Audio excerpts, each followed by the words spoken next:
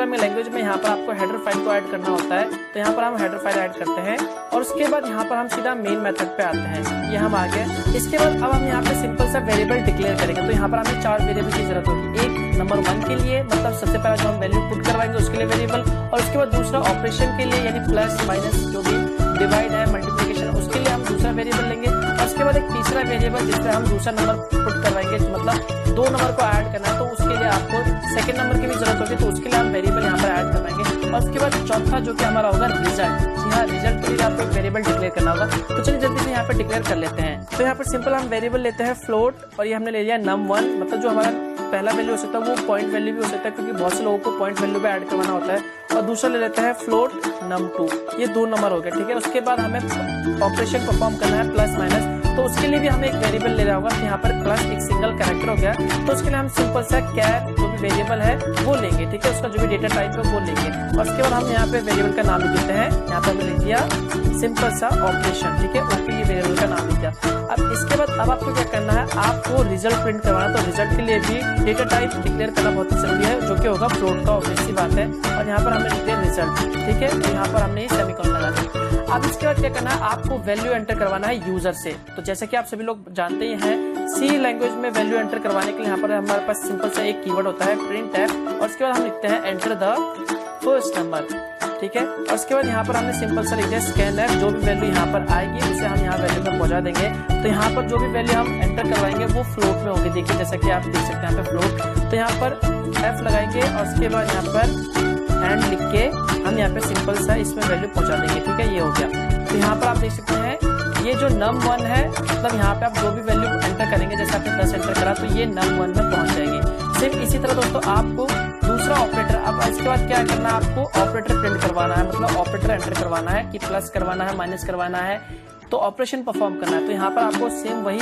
Step follow करना होगा, printf, और उसके बाद यहाँ पे लिखना होगा एंटर द ऑपरेशन, मतलब आप क्या करवाना चाहते हैं, प्लस माइनस जो भी, वो आप यहाँ पे लिख सकते हैं, ठीक है। इसके बाद यहाँ पे जो भी वैल्यू एंटर करवाना है उसे हमें पहुंचाना होगा ओपी वाले वेरिएबल नेम में। तो उसके लिए हम यहाँ पे लिखते हैं %c, जैसे कि आप सभी लोग जानते हैं सिंगल कैरेक्टर के लिए हम %c लगाते हैं, और उसके बाद यहाँ पे एंड लगा के यहाँ पर ओपी लिख दिया, और हमने सेमीकोलन लगा दिया। तो यहाँ पे आप जो भी ऑपरेशन परफॉर्म करोगे वो ओपी वाले वेरिएबल में पहुंच जाएगा। तो यहाँ पर आपको ध्यान रखना होगा, किसी भी फर्स्ट स्टेटमेंट के बाद अगर दूसरा स्टेटमेंट कैरेक्टर का हो तो आपको हमेशा %c से पहले स्पेस लगाना बहुत ही जरूरी है, क्योंकि %c व्हाइट स्पेस और न्यू लाइन को रिमूव कर देता है बफर मेमोरी में। अगर आपको स्पेस नहीं छोड़ोगे, अगर आप यहाँ पे स्पेस नहीं लगाओगे, तो ऐसे में कैरेक्टर वैल्यू एंटर नहीं होगा, और जो भी स्टेटमेंट है आपका तो वो स्टेटमेंट एग्जीक्यूट नहीं होगा। तो ये बात आपको हमेशा ध्यान में रखना है। हमेशा पहले स्टेटमेंट के बाद जो दूसरा स्टेटमेंट होगा, अगर वो कैरेक्टर है,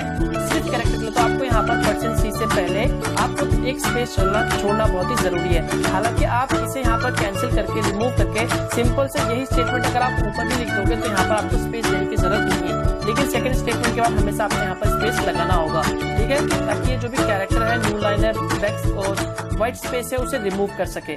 इसके बाद दोस्तों अब हमें दूसरा नंबर लेना है, ठीक है, printf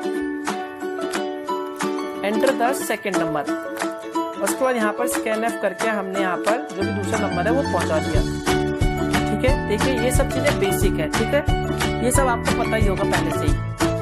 अब इसके बाद मैंने आपको क्या कहा था, अब इसके बाद क्या होगा, आपको स्विच स्टेटमेंट लगाना होगा। तो स्विच स्टेटमेंट डिक्लेयर कैसे करते हैं, सबसे पहले आपको लिखना होता है स्विच, ठीक है, उसके बाद पैरेंथेसिस ब्रैकेट, और जो भी वेरिएबल है यानी जो भी की है वो आपको यहाँ पर एंटर करना होगा। फॉर एग्जांपल यहाँ पर आपने एंटर करा ओपी, ठीक है, तो यहाँ पर आपने जो भी मतलब प्लस एंटर करा, फिर माइनस एंटर करा, तो वो यहाँ पर आ जाएगा।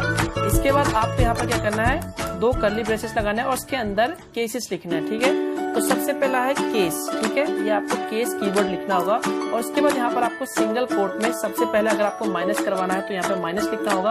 ये कोट लिख के आपको यहाँ पर ये ऐसे कॉलन लगाना है, ध्यान है सेमी कॉलन नहीं, यहाँ पर आपको कॉलन लगाना है, ठीक है।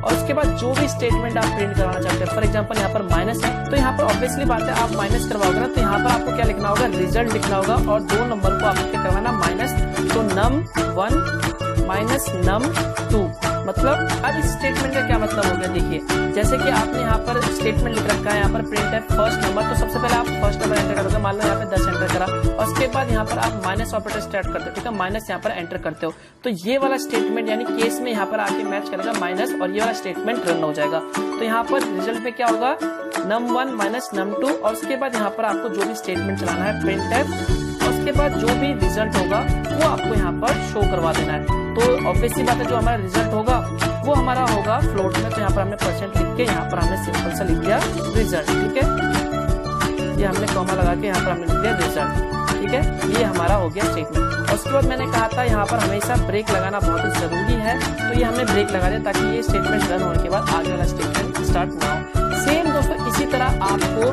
प्लस माइनस मल्टीप्लीकेशन या फिर कह लो डिवाइड के लिए भी बनाना होगा। तो यहाँ पर सिंपल सा मैं ये स्टेटमेंट कॉपी कर देता हूँ ताकि टाइम बच जाए। तो ये मैंने दूसरा स्टेटमेंट यहाँ पे कॉपी कर दिया और उसके जगह पे यहाँ पे सिंपल सा मैंने प्लस लिख दिया और यहाँ पर ये मैंने डाल दिया प्लस, ठीक है। तो ये हमारा दूसरा स्टेटमेंट बन गया प्लस के लिए।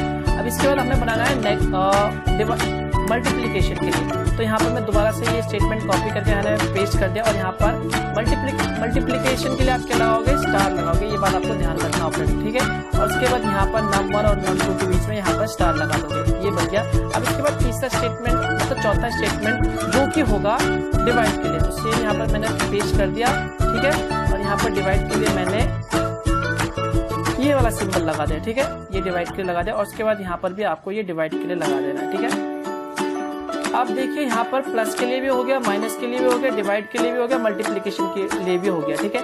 तो दोस्तों यहाँ पर अगर इन सभी चीजों में से कोई भी मैच नहीं करा तो यहाँ पर एक डिफॉल्ट स्टेटमेंट भी होता है। तो यहाँ पर हमने लिखा डिफॉल्ट, ठीक है। और उसके बाद यहाँ पर जो भी स्टेटमेंट है प्रिंट करवाना चाहते हो, printf the operator is not valid, मतलब आपने जो भी ऑपरेटर प्लस माइनस एंटर करा वो वैलिड है या नहीं, ये यहाँ पर एंटर करवा देगा या फिर प्रिंट करवा देगा। इसके बाद क्या करना है, यहाँ पर हमने सिंपली ये वाला कर्ली ब्रेसेस लगा दिया इस वाले स्टेटमेंट को बंद करने के लिए, ये वाले स्टेटमेंट को बंद करने के लिए, ठीक है। और हमारे जो पहले वाले यानी मेन मेथड का जो भी कर्ली ब्रेसेस है वो यहाँ पर है।